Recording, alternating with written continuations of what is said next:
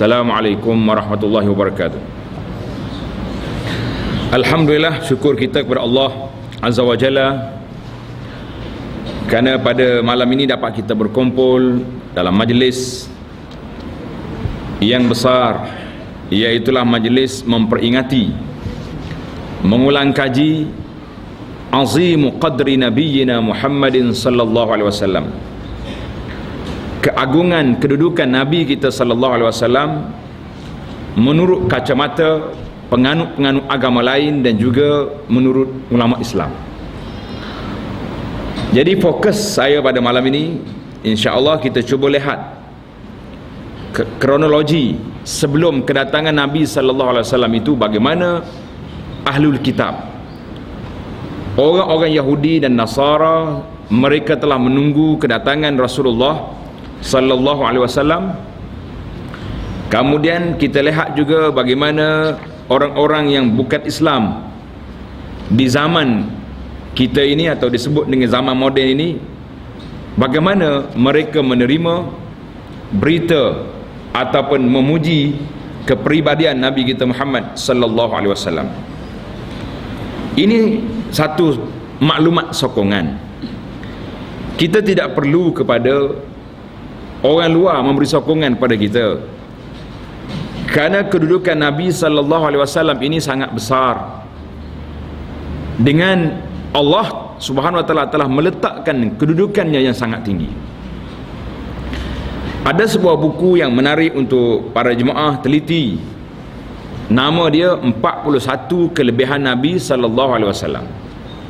Kitab ini saya terjemahkan daripada satu risalah yang ditulis oleh Al-Imam Izzuddin bin Abdul Salam As-Sulami rahimahullah, dalam sebuah risalah kecil, tajuk dia Bidayatul Usul fi Tafdilir Rasul sallallahu alaihi wasallam. Tapi mungkin kalau kita letak tajuk Arab ni, orang Melayu ni dia suka kepada angka, maka pihak penerbit meletakkan tajuk besar dia 41 kelebihan Nabi. Kelebihan di sini para jemaah mengatasi para anbiya alaihimus salatu wassalam yang lain. Itu di antara kelebihan Nabi, kita tak sebut lagi secara detail, cuma kita nak ambil secara umum saja. Yang pertama, dari sudut biodata ataupun biografi, Nabi kita sallallahu alaihi wasallam ini besar kedudukannya kerana Allah Ta'ala pilih daripada keturunan yang sangat mulia. Kata Nabi sallallahu alaihi wasallam, "Inna Allah astafa Kinanatan min waladi Ismail, wastafa Quraisyan min Kinanah, wastafa min Quraisyin Bani Hasim, wastafani min Bani Hashim." Allah pilih Kinanah daripada anak Nabi Ismail, Quraisy daripada Kinanah, Quraisy daripada Bani Hashim, dan aku Allah pilih daripada keturunan Bani Hashim.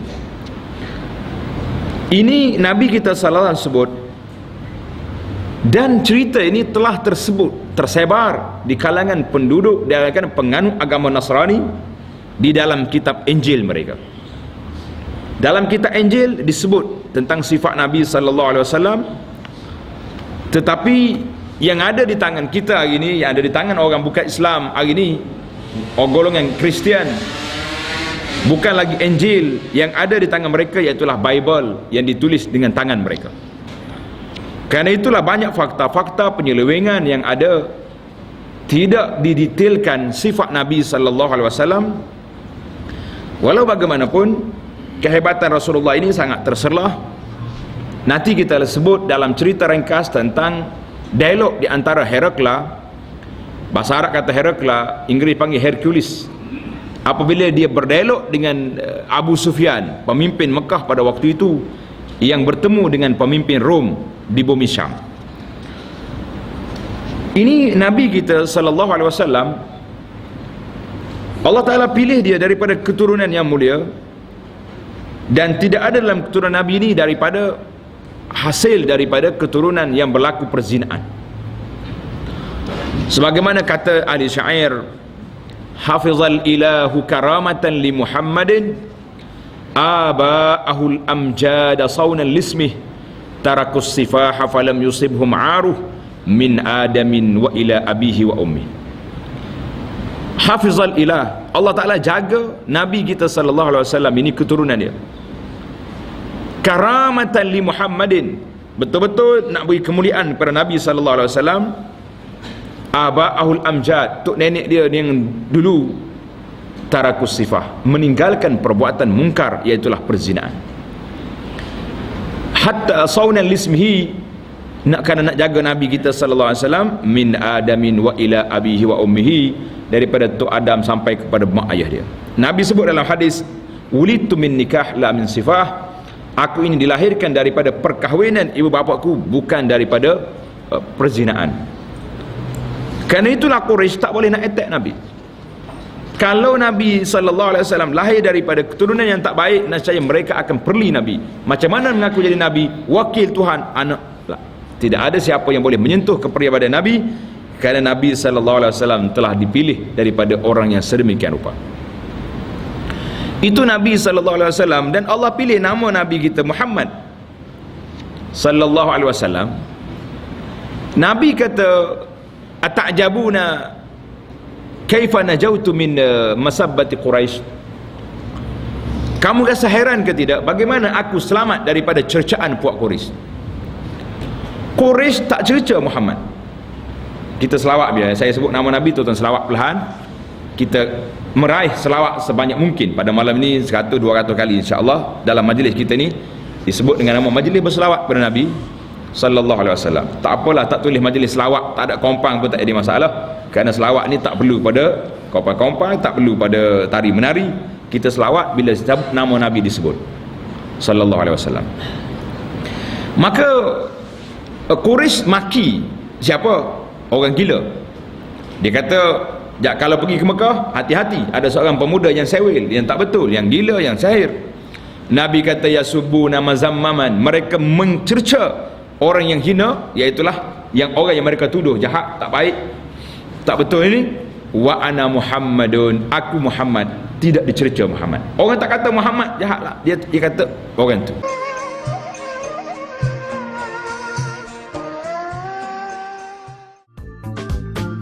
Brands should stand out from the crowd with individuality and clarity. They should be in dialogue with their surroundings, in print, online, and in mobile media. Brands should communicate holistically in order to leave an authentic impression on their target group and to inspire the world around them with responsibility and commitment.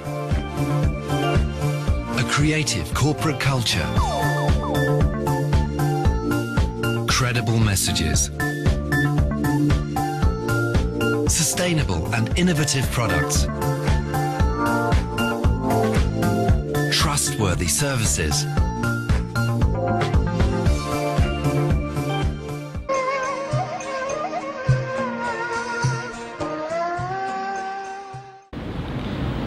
Hafizal ilah, Allah Ta'ala jaga Nabi kita sallallahu alaihi wasallam ini, keturunan dia. Karamatan li Muhammadin, betul-betul nak beri kemuliaan kepada Nabi sallallahu alaihi wasallam. Aba'ahul amjad, tok nenek dia yang dulu tarakus sifah, meninggalkan perbuatan mungkar, iaitulah perzinaan. Hatta saunan lismihi, nak jaga Nabi kita sallallahu alaihi wasallam, min adamin wa ila abihi wa ummihi, daripada tok Adam sampai kepada mak ayah dia. Nabi sebut dalam hadis, wulitu min nikah la min sifah, aku ini dilahirkan daripada perkahwinan ibu bapakku, bukan daripada perzinaan. Kerana itulah Quraisy tak boleh nak attack Nabi. Kalau Nabi sallallahu alaihi wasallam lahir daripada keturunan yang tak baik, nescaya mereka akan perli Nabi. Macam mana mengaku jadi Nabi, wakil Tuhan, anak? Tidak ada siapa yang boleh menyentuh kepribadian Nabi, kerana Nabi sallallahu alaihi wasallam telah dipilih daripada orang yang sedemikian rupa. Itu Nabi sallallahu alaihi wasallam, dan Allah pilih nama Nabi kita Muhammad sallallahu alaihi wasallam. Nabi kata, ata'jabuna kaifa najautu min masabbati Quraisy. Kamu rasa heran ke tidak bagaimana aku selamat daripada cercaan puak Quraisy? Quraisy tak cerca Muhammad. Kita selawat biar saya sebut nama Nabi, tuan-tuan selawat perlahan. Kita meraih selawat sebanyak mungkin pada malam ni 100-200 kali insya-Allah dalam majlis kita ni disebut dengan nama majlis berselawat pada Nabi sallallahu alaihi wasallam. Tak apalah tak tulis majlis selawat, tak ada kompang pun tak ada masalah. Kerana selawat ni tak perlu pada kompang-kompang, tak perlu pada tari menari. Kita selawat bila nama Nabi disebut sallallahu alaihi wasallam. Maka Quraisy maki siapa? Orang gila. Dia kata, kalau pergi ke Mekah, hati-hati, ada seorang pemuda yang sewil, yang tak betul, yang gila, yang sihir. Nabi kata, yasubu nama zammaman, mereka mencerca orang yang hina, iaitulah yang orang yang mereka tuduh jahat, tak baik, tak betul ini. Wa ana Muhammadun, aku Muhammad, tidak dicerca Muhammad. Orang tak kata Muhammad jahatlah, dia kata orang tu. Jadi Allah Ta'ala jaga Nabi kita sallallahu alaihi wasallam sampai mereka nama dia tidak dicerca. Yang dicercanya orang-orang peribadi yang direka oleh mereka sendiri. Jadi banyak lagi kelebihan di sini tentang akhlak Nabi sallallahu alaihi wasallam. Saya rasa hari ini satu fenomena yang baik dalam masyarakat, kerana ramai di kalangan masyarakat hari ini suka buat majlis baca kitab Syama'il Muhammadiyah, sifat-sifat kepribadian Nabi, khalqan wa khuluqan. Khalqan sifat kejadian, dan khuluq akhlak Nabi. Jadi itu dalam tajuk yang lain. Yang saya nak sebut di sini iaitulah sifat Nabi sallallahu alaihi wasallam yang sangat hebat, daripada keturunan yang mulia, mempunyai kepribadian, rupa yang sangat cantik. Rupa Nabi tak boleh orang nak kesan, orang nak cerca, nak perli dia. Kerana itulah seorang sahabat yang bernama Hassan ibnu Sabit. Hassan bin Sabit ini penyair, syairul Rasul, yang dikenali dengan nama sastrawan negara pada waktu itu, telah menukilkan, menyifatkan Nabi sallallahu alaihi wasallam dengan kata-kata yang masyhur, wa ahsanu minka lam tara qattu aini wa ajmalu minka lam talidin nisa'u khuliqta mubarra'an min kulli aibin ka'annaka qad khuliqta kama tasha'u. Ini kata Hasan. Apa dia kata ni? Wa ahsanu minka lam tara qattu aini, orang yang paling cantik daripada engkau ya Rasulullah tak pernah mata saya tengok. Wa ajmalu minka lam talidin nisa'u, orang yang paling comel daripada Nabi tak pernah dilahirkan oleh seorang ibu. Kata Hasan, seolah-olah engkau telah dilahirkan khuliqta mubarra'an min kulli aibin, Tuhan telah dilahirkan bebas daripada segala cacat celah. Ka'annaka qad khuliqta kama tasha'u, seolah-olah Nabi ini dilahirkan mengikut apa yang dia nak. Dia nak cantik, dia nak tinggi, dia nak rendah, dia nak putih. Jadi itu dia yang buat design sendiri. Ini ya bentuk aku. Subhanallah. Hasan radhiyallahu anhu memuji Nabi sallallahu alaihi wasallam yang tinggi kemuncak nabinya apabila Allah Taala beri anugerah sijil yang besar. Ya, dalam Quran Allah sebut, wa innaka la'ala khuluqin azim, engkau ya Muhammad mempunyai kepribadian yang sangat agung, yang sangat mulia. Jadi kepribadian Nabi ini sallallahu alaihi wasallam untuk jin dan manusia, dan untuk makhluk seluruhnya. Dalam sebuah hadis Jabir radhiyallahu anhu yang diriwayat oleh Imam Ahmad, Nabi kata apa? Innahu laisa syai'un bainas sama'i wal ardi, tidak ada makhluk di antara langit dengan bumi. Makhluk di antara langit dengan bumi ini illa ya'lamu anni Rasulullah, kecuali semuanya mengetahui aku ni Rasulullah. Melainkan illa asiyal jinni wal ins, dua kategori makhluk dia yang tak kenal Nabi, iaitulah penderhaka dari kalangan jin dan manusia. Wal iyazubillah. Para jemaah sekalian, kita cuba kategorikan kita ni termasuk di kalangan orang yang mengenal Nabi dan menjadi pengikutnya, jauh sekali daripada asi, orang yang menderhaka, yang tak kenal Nabi sallallahu alaihi wasallam. Nabi kata dua spesies makhluk ni je yang tak kenal aku sallallahu alaihi wasallam. Itu mukaddimah kita tentang Nabi sallallahu alaihi wasallam, beberapa sifat ketinggian yang Allah sebut.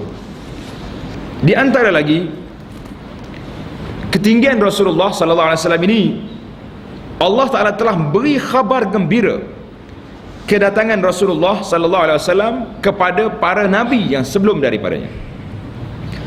Tengok dalam surah Saf, dalam suratul Saf, Nabi kita, Allah Taala sebut dalam Quran, Wa idh qala Isa ibn Maryam ya bani Israil inni Rasulullah ilaikum musaddiqan lima bayna yadayya min at-taurati wa mubashiran bi rasulin ya'ti min ba'di ismuhu Ahmad falamma ja'ahum bil bayyinati qalu hadza sihrun mubin.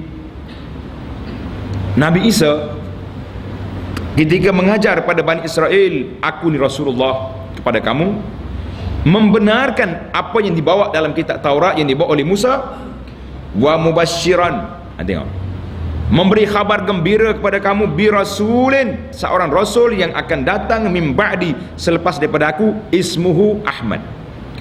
Dalam kitab Injil dan Taurah nama nabi kita Ahmad, disebut dengan nama Ahmad. Dan kerana itulah penggunaan nama Muhammad sallallahu alaihi wasallam ini belum diguna sehinggalah lahirnya nabi, maka Allah Taala beri ilham pada ibunya supaya menamakan nabi kita Muhammad sallallahu alaihi wasallam. Nama yang terpilih, nama orang yang sangat hebat, nama yang terpuji seluruhnya. Itu ayat yang menyebut tentang bagaimana orang dulu telah menyebut. Dan jin, apabila Nabi kita dilahirkan telah pun mendapat maklumat bahawa Nabi kita dilahirkan, dan langit telah dikawal dengan turunnya ayat Al-Quran yang pertama, dibangkitnya jadi Rasul, tak boleh pergi lagi. Jin kata kami naik je ke langit, kena panah ke jin. Panah jin ni hebat. Hari ni sibuk apabila di Rusia ke apa, Rusia yang panah taik bintang ni mula nak panah dia. Sibuk dalam dunia hari ni adalah internet, orang duk tulis tentang taik bintang tu, mari panah buat Rusia. Jadi kita kena ingat, Rusia pun dia boleh pergi, Malaysia pun dia boleh pergi kalau banyak sangat kemungkaran dan maksiat di tempat kita. Jin kata apa? Wa anna kunna naq'udu minha maqa'ida lis-sam'i faman yastam'il an yajid lahu rasada. Kami dulu pergi ke langit. Jin dia pergi ke langit, dia mencuri dengar maklumat langit, apa yang akan berlaku, bila berlaku benda-benda yang pelik, maka dia turun ke bumi, dia beritahu kepada ahli-ahli nujum. Maka Tok Nujum ni cerita khabar pada orang bahawa akan berlaku sekian-sekian pada tarikh sekian akan berlaku. Jadi masyarakat percaya, oh hebat, Tuan Nujum kita ni hebat sebab dia tahu benda yang future, benda yang mustakbal yang akan berlaku. Tapi jin bagi tahu.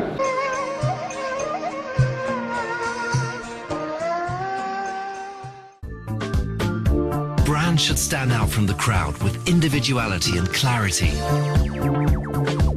They should be in dialogue with their surroundings, in print, online, and in mobile media. Brands should communicate holistically in order to leave an authentic impression on their target group and to inspire the world around them. With responsibility and commitment, a creative corporate culture,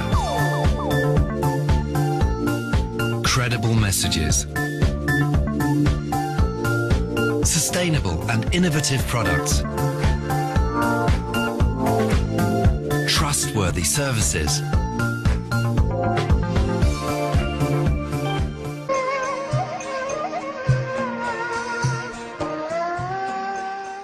Allah Ta'ala beri ilham pada ibunya supaya menamakan Nabi kita Muhammad sallallahu alaihi wasallam.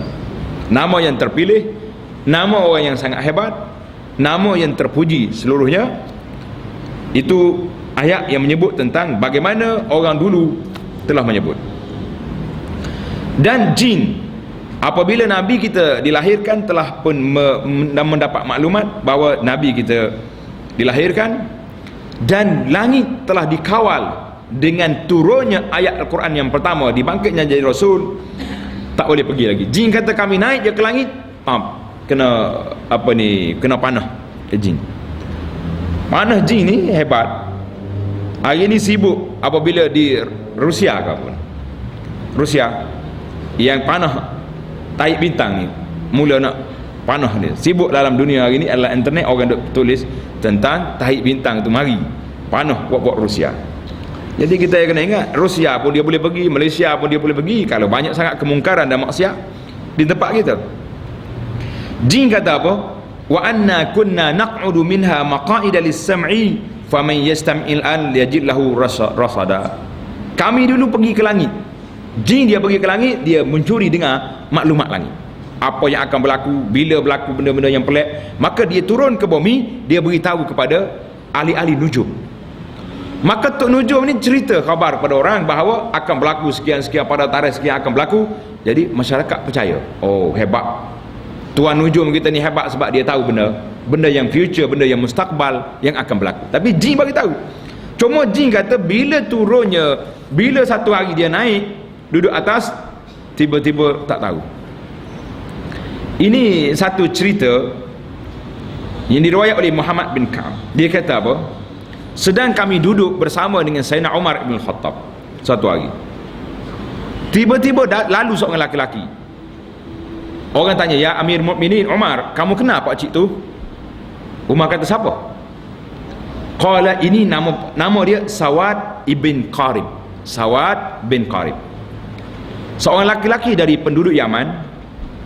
Dia ni boleh jumpa cakap dengan jin, mimpi. Ru'ya minal jin. Umar kata panggil dia, mari aku nak dengar cerita. Dia kata, "Kamu ke orang yang dapat mimpi ada maklumat tentang kelahiran Nabi sallallahu alaihi wasallam, zuhurnya Nabi di langit jadi Rasul?" Qala, "Na'am, ya Amir Min, saya dengar." Apa cerita? Dia kata, satu malam sedang saya duduk di antara tidur dengan jaga, tiba-tiba mari jin. Fadarabani birijlihi. Jin ni sepak kaki dia. Dia kata, "Qum ya Sawad." Sawad, bangun. Duk tidur yang mu ni. Fasma' maqali wa'qil. Dengar apa yang aku nak cerita kepada kamu dan perhati betul-betul. Jangan dengar main-main. Innahu qad ba'asa Rasulullah sallallahu alaihi wasallam telah dibangkitkan daripada Bani Lu'ay bin Ghalib. Dia telah menyeru manusia kepada Allah dan kepada mengabdikan diri kepada Allah. Kata di Sawad, 3 malam aku dapat maklumat ni daripada jin, mari beritahu kepada dia. Maka pada ketika itu, bila aku sedar daripada tidur, dia tetap menasabahlah jin nak tipu aku. Maka Allah Ta'ala telah masukkan dalam hati saya ni perasaan nak mencari, nak pergi jumpa dengan Nabi yang disebut tadi. Farhaltu naqati wa ataitul Madinah. Aku naik kenderaan aku pergi ke Madinah. Tiba-tiba dia tengok jumpa Nabi sallallahu alaihi wasallam duduk dengan sahabat-sahabatnya. Maka Sawad pergi jumpa Nabi, dia kata, "Ya Rasulullah, isma' maqali." Dia pun cerita, dia baca syair cerita kepada Nabi sallallahu alaihi wasallam tentang kedatangan jin, beritahu kepada dia. Panjang cerita dia. Bila Umar dengar cerita Sawad tadi, maka Umar telah pergi kepada Sawad, duduk dekat dia. Dia kata, "Qad kuntu uhibbu an asma' minka hadzal hadis." Aku suka sangat dengar cerita ni. Umar mari duduk dekat dengan Sawad. Kemudian bila habis cerita, dia kata, "Fahal ya'tika ra'ika al-yawm?" Jin itu mari lagi tak jumpa kamu lepas pada masuk Islam? Jumpa lagi tak? Kata di Sawad, "Munzu qara'tul Quran falah." Lepas pada aku masuk Islam, aku baca Quran, jin tak mari lagi aku. Jadi kita hari ni jangan duduk main. Kalau nak kawan dengan jin, jangan baca Quran. Kalau tak baca Quran, potensi nak mari jin tu kuat. Jadi kita hari ni baca ke tak baca? Kena baca Quran. Baru tentulah jin banyak kacau kita. Kata di Sawad, "Ni'mal 'iwadu kitabullah minal jin." Allah ganti kepada aku Quran lebih baik daripada aku duk kawan dengan jin. Jadi tak payah kawan dengan jin, kita berkawan dengan Al-Quran, itu lebih baik. Ini cerita dipanggil maklumat-maklumat yang mari daripada makhluk asing tentang kedatangan Nabi sallallahu alaihi wasallam.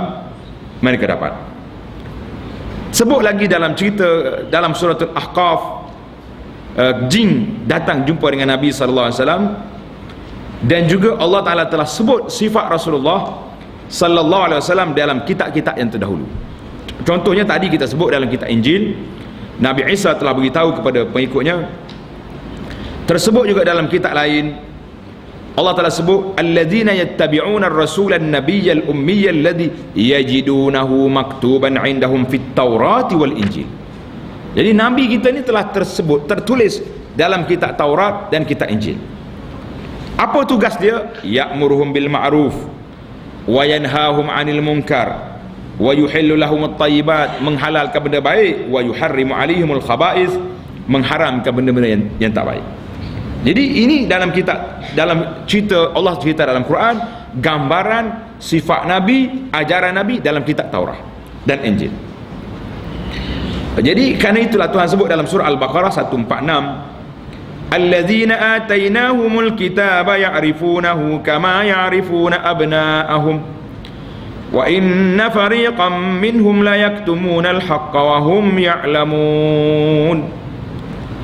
Orang-orang yang kami beri kepada mereka kitab Taurat ataupun Injil, ya'rifunahu kama ya'rifuna abna'ahum, mereka mengenali Nabi sallallahu alaihi wasallam seperti mereka mengenali anak mereka sendiri.